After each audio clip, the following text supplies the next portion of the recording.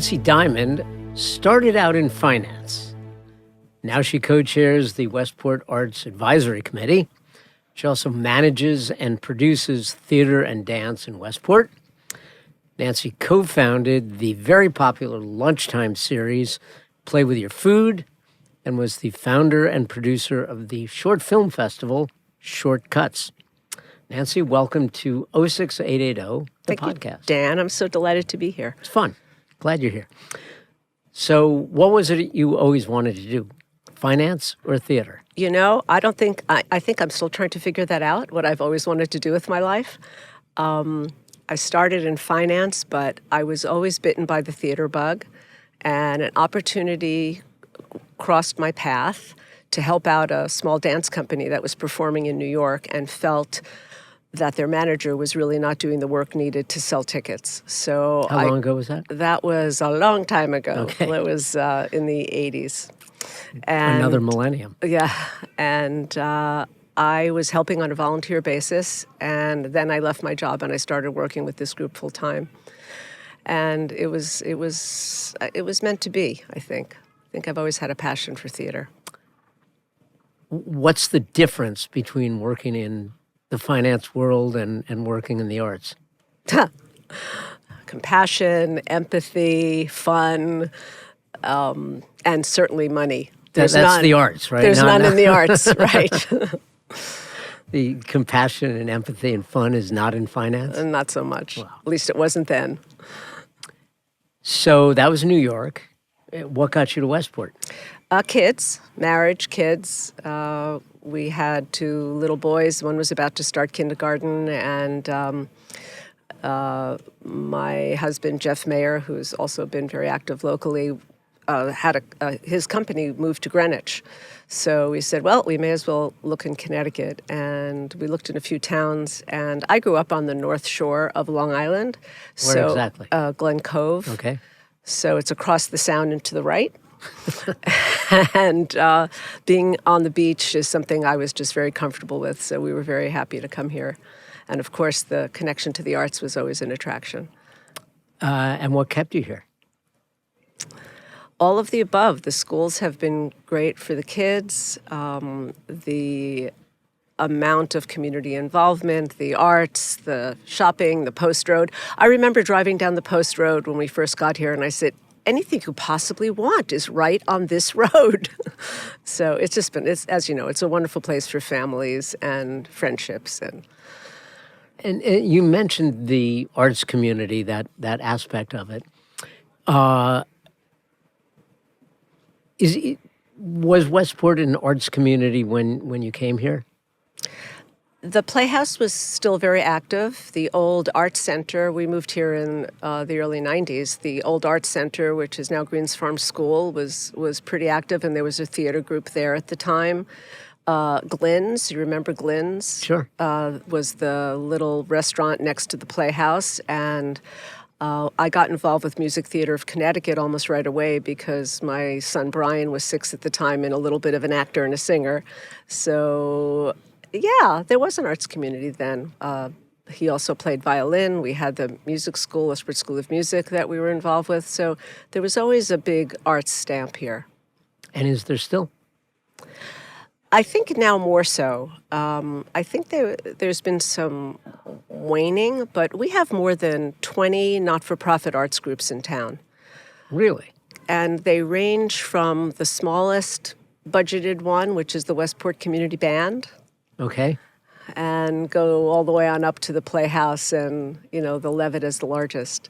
But there are, the music schools, there are several music schools. There are a couple of small theater companies. Yeah, there's a lot here. What are some of the others? Because I knew you were going to ask me that. I couldn't name curious. 20. Okay. You don't have to name them all. Well, Play With Your Food, unfortunately, just closed down, but that was one. Okay, so you've got the big ones that everybody loves to talk about, the Levitt, the Playhouse. You've got the Suzuki School, the Westport School of Music. You've got a couple of not-for-profit, like Westpac has a not-for-profit. Westpac is the Public Art Collections Committee. There's a not-for-profit that supports that. There's the Westport Community Band. Westport Community Theater. Westport Community Theater. There's 8 right there. Okay. Can I stop? Okay, you can stop. Thanks. You can stop. The rest of the Writers' Workshop. That's another one. Okay. MoCA. MoCA. How could I forget MoCA? Yeah, remarkable theater. I'm not so sure about if the movie theater. So there's something in every discipline of the arts here. Wow. And all struggling, especially since COVID. But so you are, and I'll get back to that in a second. But you are co-chair of the Westport Arts Advisory Committee. Who do you advise, and what do you advise on? Okay, so a very brief history of the Arts Advisory Committee. It was started in the 90s by Bert Chernow, who was an art teacher, married to the wonderful artist Ann Chernow. Who started the Westport Arts Center? Didn't Bert? No, I'm not sure. I don't think so. Okay. But he started the Arts Advisory Committee to promote the arts in Westport and to maintain the legacy, the history of the arts. And then in 97, the RTM, led by Ann Sheffer at the time, had the committee ratified to be an advisory committee to the first selectman. So we are appointed by the first select man or woman to advise on arts policy in the town and also to promote the arts however we can within the community. So we've taken that pledge pretty seriously.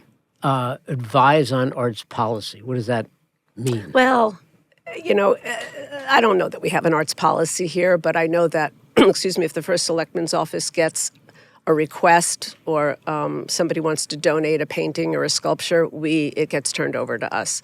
If somebody wants to paint a mural in an alley, it gets turned over to us. So whenever there's an inquiry on the arts, it gets turned over to us. But the way it has worked, I think, mostly is that we initiate a concept and we bring it to the first select woman, and she buys into it or doesn't, and then we try to make it happen. Can you give me, those are great examples. Can you give me specific examples of things you've done? Yes. The first thing we did, not the first thing, but most recently in the last few years, we started, the Westport Public Art Collection has more than 2,000 works of art, most of which are in the schools or in town buildings where people can't really access. Fire station. Right. So 4 years ago, we started a collaboration with MoCA, and we do an annual show now of our public art collections. It's on right now and closes this weekend. This one is called On Fire, and it's about sustainability and environment. You mentioned the fire station. There are these 4 beautiful canvases that apparently are in the dark staircase at the firehouse. They are now at MoCA on a beautiful white wall with gorgeous lighting, and it's a phenomenal work, of these 4 panels. The fire chief was at the opening, and he said, "Oh my God, I had no idea it looked like this." So that's one thing we started about. So now every year MoCA does a show of the town art collection. So the public gets to see some of what they can't see. More recently also, we've started a sculpture initiative. You've been very kind in publicizing our latest edition, The Tulip, which is by a young woman named Emily Teal who lives in Norwalk at Grace Salmon Park.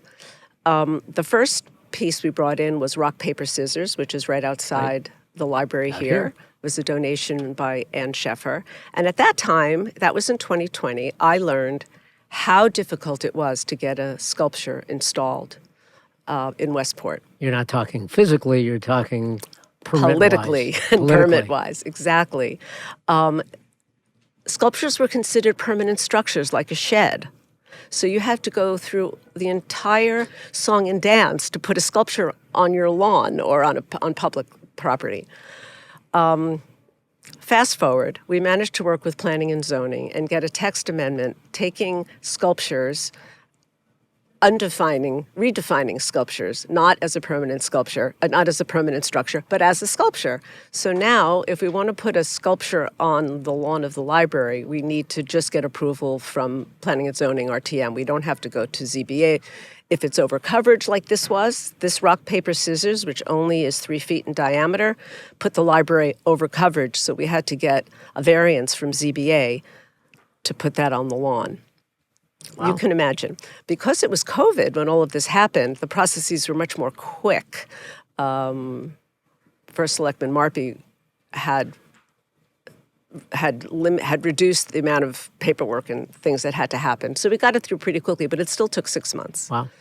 So that helped us speed up our thinking on putting sculptures in the park. So we've been working very closely with Parks and Rec and Parks and Rec Commission, both, to choose parks that are appropriate for putting in sculptures. And the one in Grace Salmon Park is very visible from Imperial Avenue. I mean, a ton of people have mentioned it to me. Yeah, and it's exciting, and that's the idea.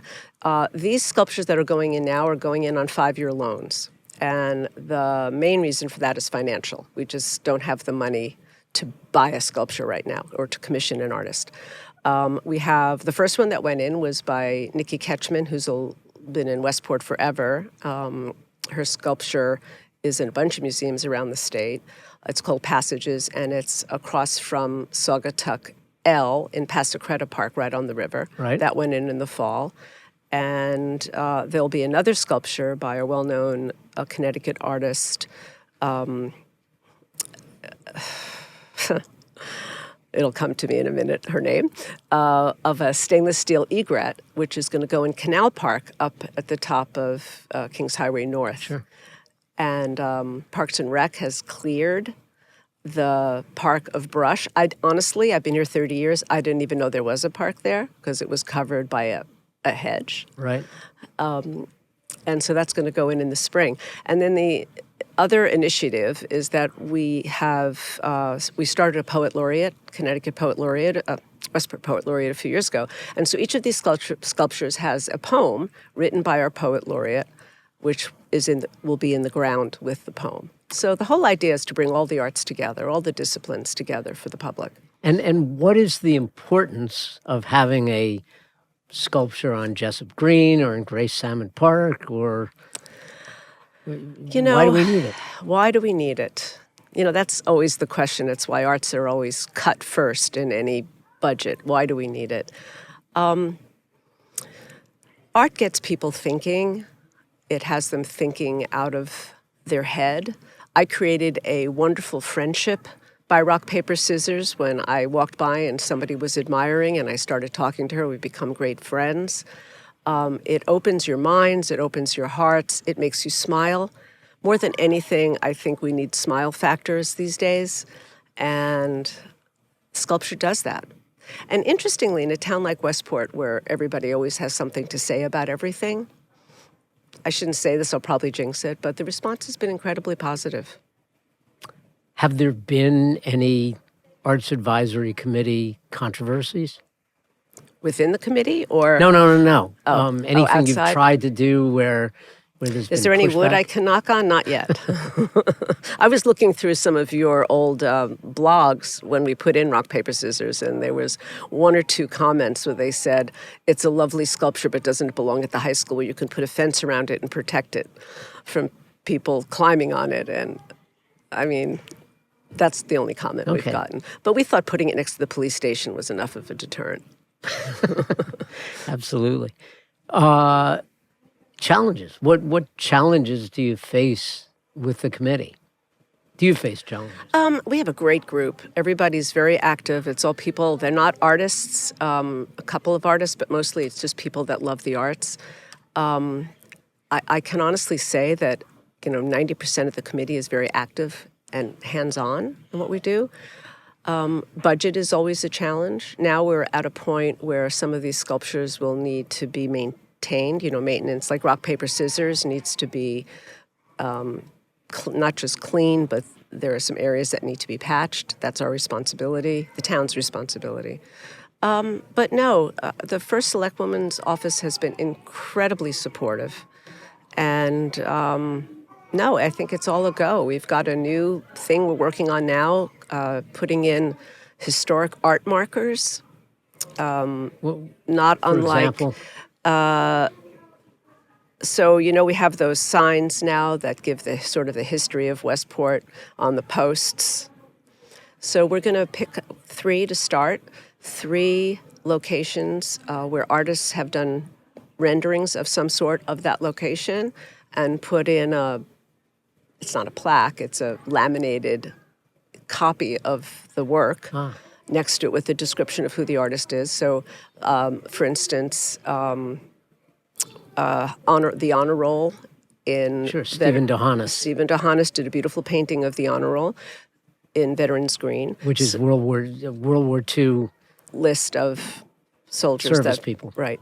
So we will, in essence, take a picture of the actual painting, put it on a post next to the honor roll sculpture, and a QR code where you can go to our website and find out more about it, and where you can see it live. Wow. Larry Silver has done a couple of photographs, one of the Campo Beach showers Sure. and one of the Very Longshore famous. entrance. So we're going to do one of those. We have to meet with Public Works to see what fits. Same thing, the showers are interesting because they haven't changed. Haven't changed since Yeah, showers were invented. that's right.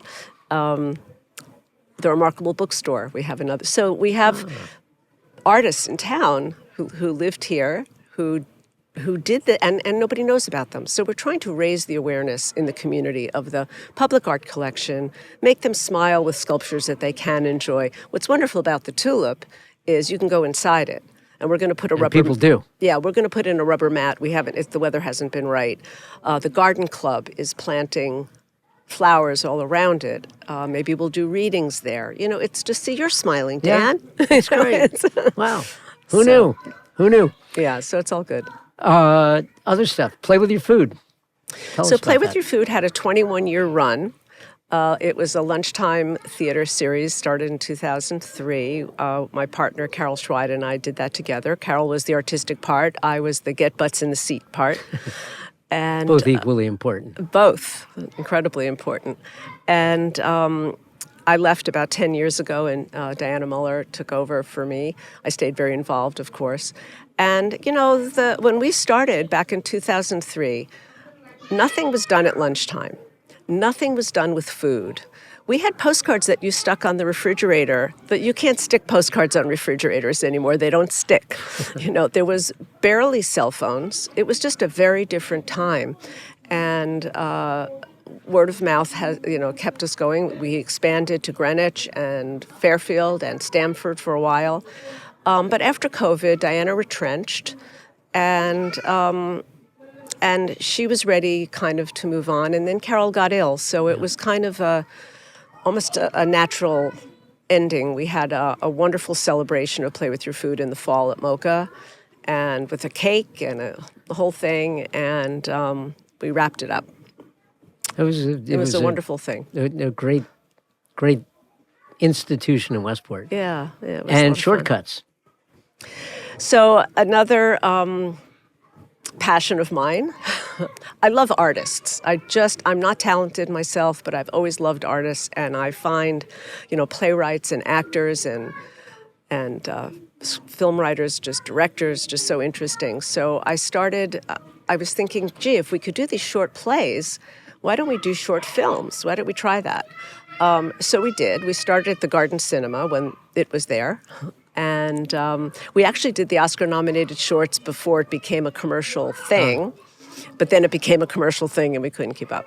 So I started at the Garden Cinema, and then we moved here to the library, and our first one was during COVID, and I was doing live stream from the booth. It was crazy. But people couldn't see short films. That was, again, something that the public couldn't see when I started it 10, 12 years ago.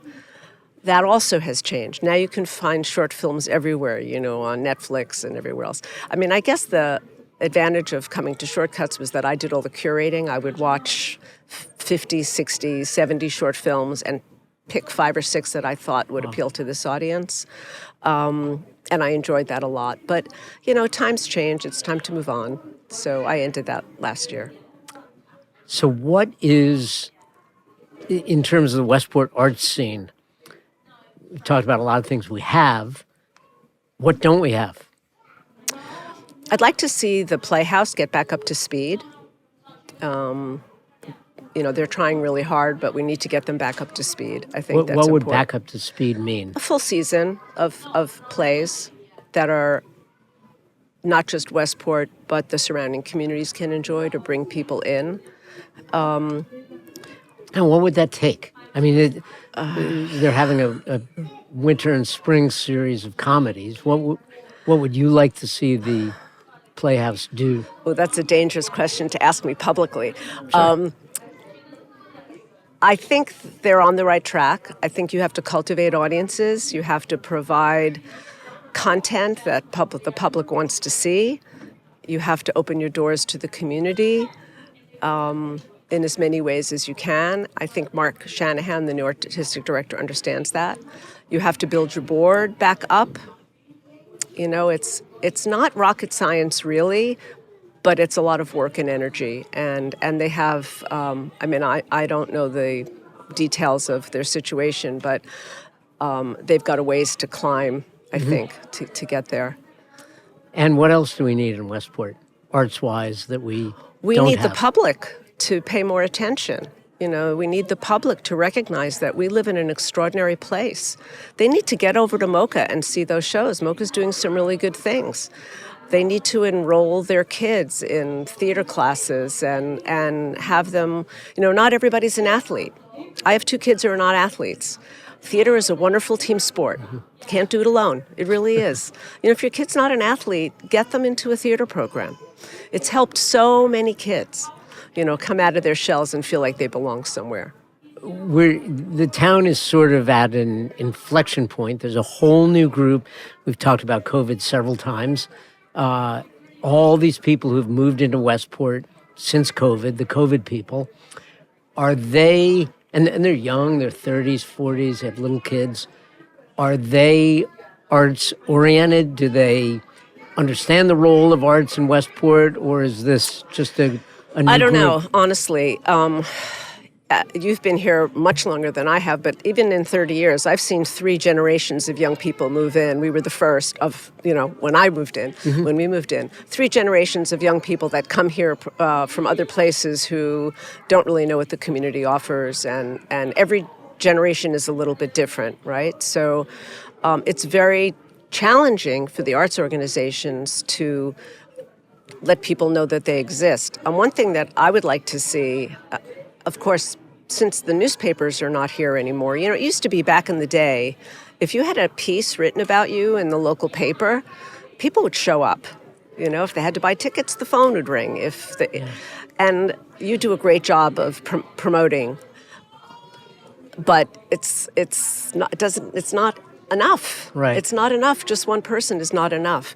So one of the things that we've tried to do, Arts Advisory as well, as we created a Let's Connect group of all the arts organizations, and we try to gather sort of once a year and see what the issues are. Everyone says the same thing.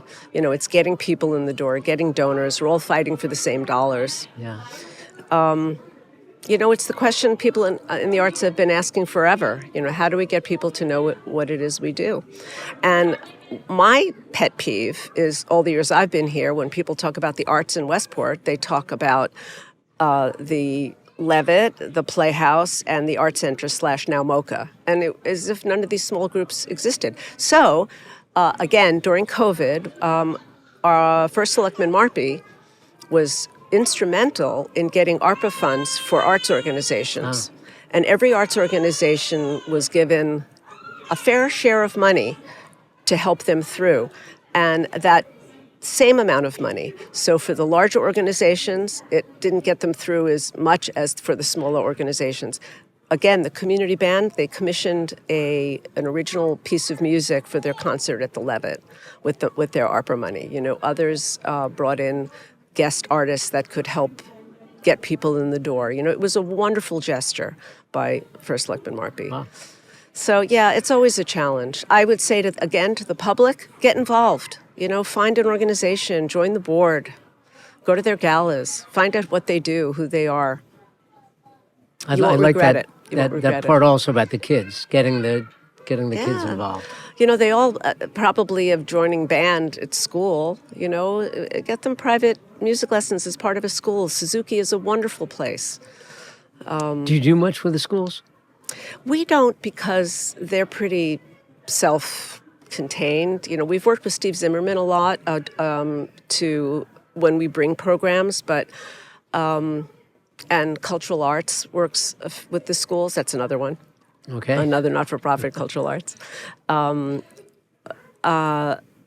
Poet Laureate has gone into the schools a few times. We work on that, but that's left to the individual artist mostly. Okay. Again, we advise more than...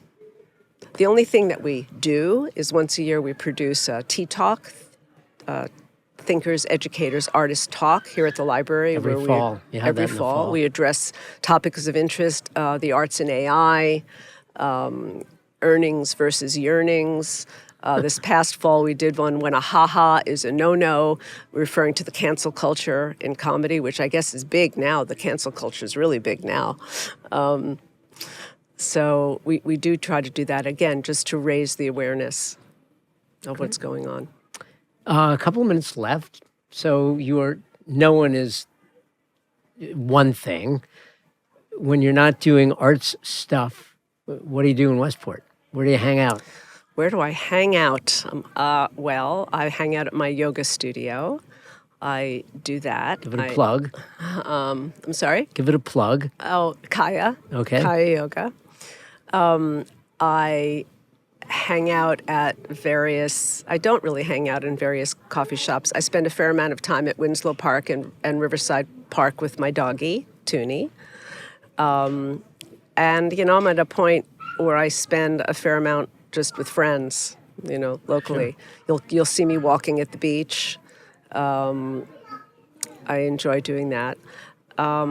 And talk about your sons, what they're doing. Everybody wants to know about my sons. So my sons, in a nutshell, Brian and Marshall, started the not-for-profit Ukrainian International almost like a little less than 3 years ago. Today, as we're taping it, is the third anniversary of when Russia invaded Ukraine, not the other way around. Yes, Russia did, in fact, invade Ukraine.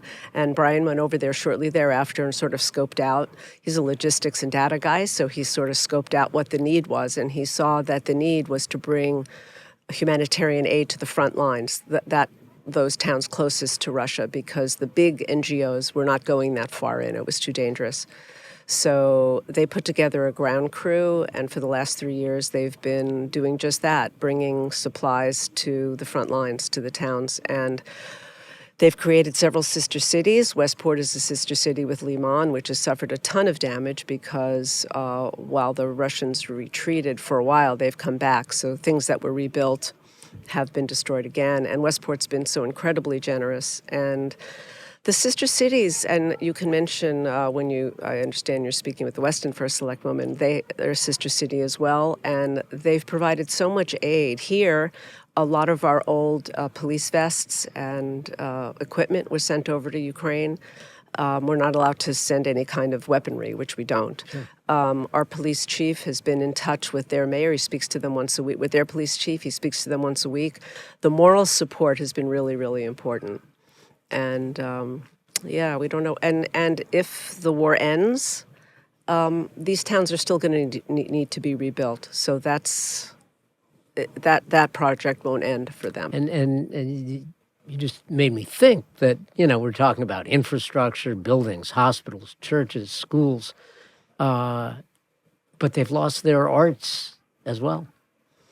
They have. They've lost their theaters. A lot of filmmakers have been doing short films about what they've lost. They have to rebuild the infrastructure first, the apartments, and it'll take a while. Wow. Take a while. Do I have any time left?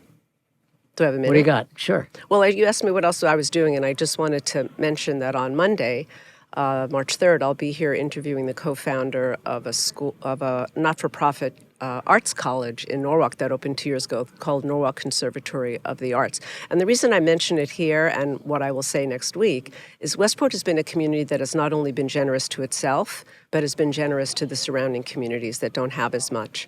And I'm really excited to let people know how this college is changing Norwalk, because they're helping to rebuild downtown Norwalk, and they're also helping a lot of underserved kids from around the country. So that's part. I encourage everyone on our committee to find a cause like that and to get a place to talk about it. Miggs always does, as you know, and he'll be here on March 6th talking about, with Ann Sheffer, talking about the history of being an arts patron. And if people want to learn more about the Norwalk project? Well, you can go onto the library website, and it's on Monday, March 3rd. You can just look it up in the events. Monday, March 3rd. It will, by the time this airs, that will be over? History, but it's... Well, it was fun. It's good to know. It's good to know. Nancy Diamond, co-chair of the Westport Arts Advisory Committee, thank you for being on 06880, the podcast, and talking about all things artistic. Thank you, Dan. It's really been a pleasure. Great.